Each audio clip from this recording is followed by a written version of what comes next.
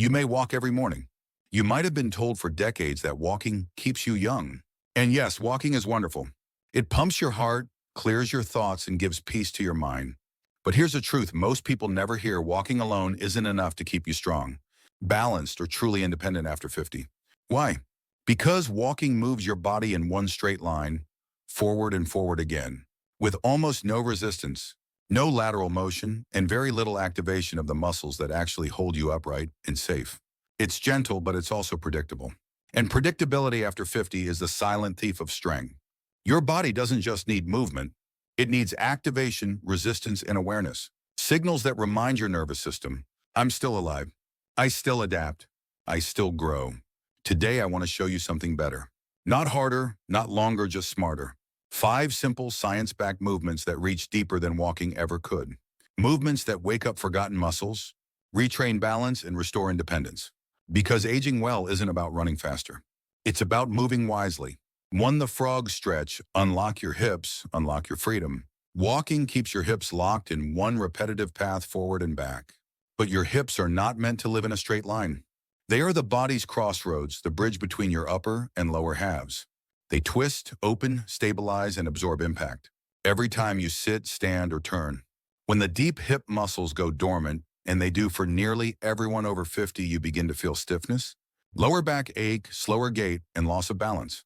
You stop pivoting easily. You start guarding every movement.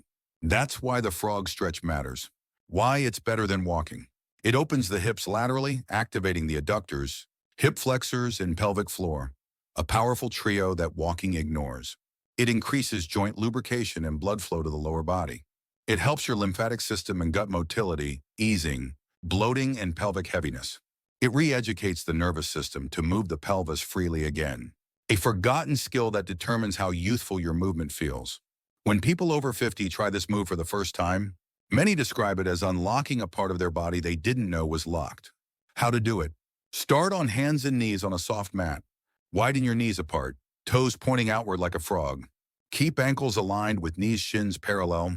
Lower your forearms to the floor or onto yoga blocks. Slowly shift hips backward until you feel a deep, but comfortable stretch in the inner thighs. Breathe slowly for 10-20 seconds, then glide forward again. Repeat 5-8 times. Move with control, not force. Over time, your range will expand naturally. This is not just a stretch, it's a reset, teaching your hips to move the way they once did decades ago. 2. The glute bridge rebuild, your body's power plant. Now let's talk about the muscle group that literally carries you through life, your glutes. They're the largest, most powerful muscles you own, but many adults over 50 barely use them. Sitting for long hours weakens them. Short, shuffling steps while walking never truly activate them. And when your glutes go dormant, your posture collapses. Standing up from a chair becomes a strain. Low back pain creeps in. You start pushing yourself up with your arms instead of your legs, not because you're old, but because your body has forgotten how to use its foundation. That's where the glute bridge comes in. Why it's better than walking. It directly strengthens the glutes, hamstrings, and lower back, the posterior chain that walking leaves asleep. It enhances bone density and hip extension, critical for climbing stairs, standing tall, and preventing spinal compression. It counters the tight hip, sagging posture pattern of modern life by opening the front and powering the back. Done consistently, it reduces back pain, improves balance, and makes walking feel lighter and smoother. How to do it? Lie on your back with knees bent, feet hip-width apart, soles flat. Arms relaxed at your sides, palms down. Inhale, then exhale as you press feet firmly into the floor. And lift your hips until your body forms a straight line from shoulders to knees.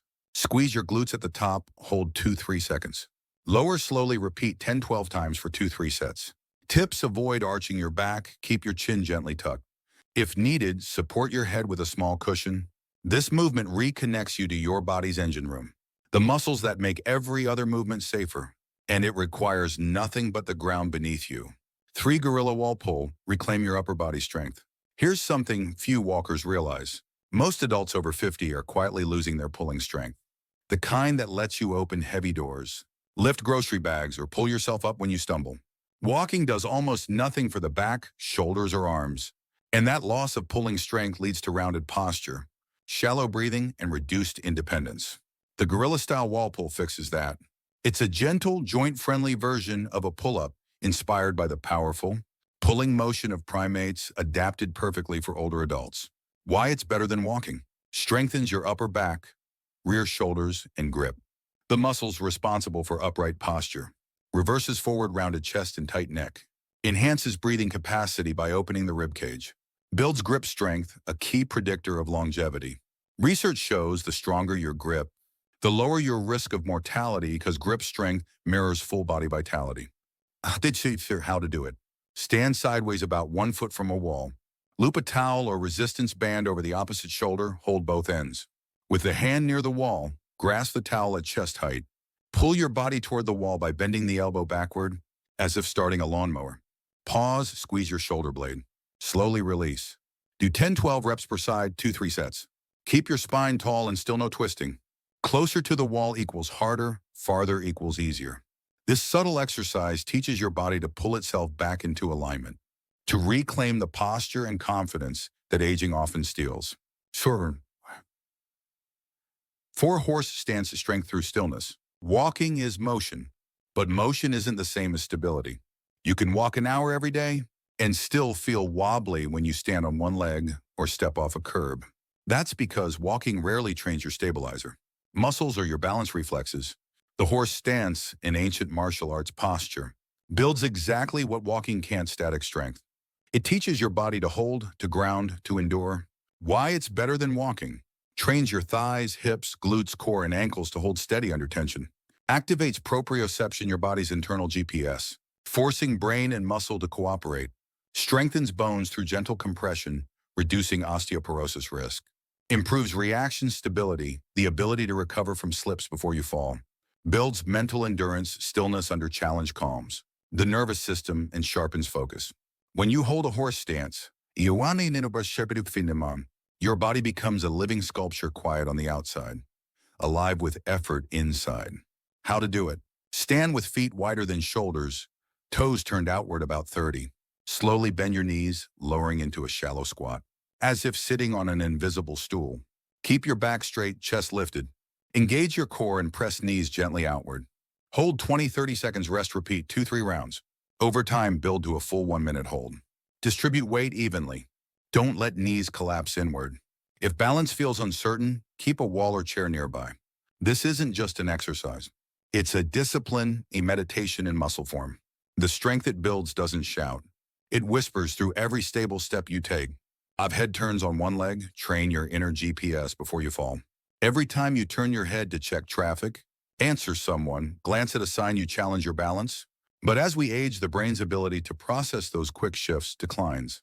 That's why dizziness, missteps, and unsteady turns become common after 50. Walking doesn't fix this because walking is predictable. It doesn't train the vestibular system, the network inside your ears that keeps you oriented in space. That's where the head turns on one leg exercise becomes powerful. Why it's better than walking. Strengthens your vestibular system, eyes and stabilizer muscles to work together. Improves dynamic balance and reaction speed, crucial for preventing falls. Engages the core and ankles, tightening neural pathways between brain and body. Trains you to stay composed when your environment suddenly changes. Balance, after all, isn't built while moving. It's built in stillness under challenge when your body trembles slightly, but learns, I can handle this. How to do it. Stand tall near a wall or sturdy chair. Shift weight onto one leg, lift the other foot just above the floor. While balancing, slowly turn your head left and right, as if saying no. Keep eyes open, gaze level with the horizon. Start 10 seconds each leg, repeat 2-3 times. If dizzy, reduce range or rest a moment. A fingertip on the wall is fine. Stability matters more than perfection. You're not just standing on one leg. You're reteaching your brain to protect you before a fall ever happens. The message that matters. If you're over 50, your body isn't breaking down. It's simply asking you to move smarter. You don't need to train like an athlete. You need to move with purpose. Start small. Listen to your joints. Breathe through every repetition. And most importantly, don't wait for pain to start strengthening. Prevent it now.